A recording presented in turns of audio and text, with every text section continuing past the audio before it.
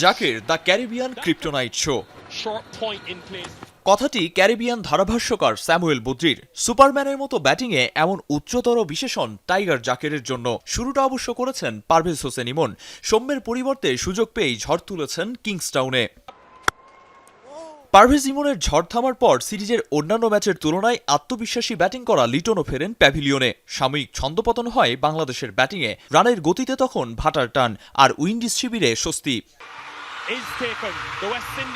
তবে জাকের আলীর ব্যাটে ক্যারিবীয়দের স্বস্তি রূপান্তরিত হয় মরীচিকায়। 6 ছক্কা আর 3-4-এ 41 বলে 72 রানের ইনিংসে উইন্ডিজ দর্শকদের হতাশ করে কিংসটাউনে রাজা বনে যান জাকের। তার ইনিংসে ভর করেই বাংলাদেশ পায় ম্যামথ টোটাল। পেয়েছেন প্লেয়ার অব দ্য ম্যাচের স্বীকৃতিও। এবছর মিরাজের সাথে যৌথভাবে টাইগারদের হয়ে সর্বোচ্চ 7 হাফ সেঞ্চুরির রেকর্ডেও ভাগ বসিয়েছেন জাকের আলী অনিক। আগের 2 ম্যাচে যেখানে মামুলি টার্গেটেই পরাজয় বরণ করতে হয়েছে রবম্যান পাওয়েলের দলকে, সেখানে শেষ ম্যাচে কাজটা ছিল আরও কঠিন। আর তাসকিন আহমেদ, তানজিম সাকিবরা কাজটাকে অসম্ভবে পরিণত করেছেন টি-20তে 2 বারের বিশ্ব চ্যাম্পিয়নদের জন্য।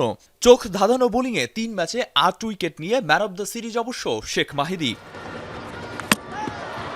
ওয়ানডে সিরিজে বড় ব্যবধানে হারের পর টি-20তে 5 ধাপ এগিয়ে থাকা উইন্ডিজের সাথে আরও একটি সিরিজ হার চোখ রাঙাচ্ছিল বাংলাদেশকে। কিন্তু দুর্দান্ত ইউটার্নে ঘুরে দাঁড়ানোর গল্প লিখে প্রথমবারের মতো ওয়েস্ট ইন্ডিজকে হোয়াইট ওয়াশ করে ইতিহাস গড়ল বাংলাদেশ। আরিফুল ইসলাম সাহাব, এখন।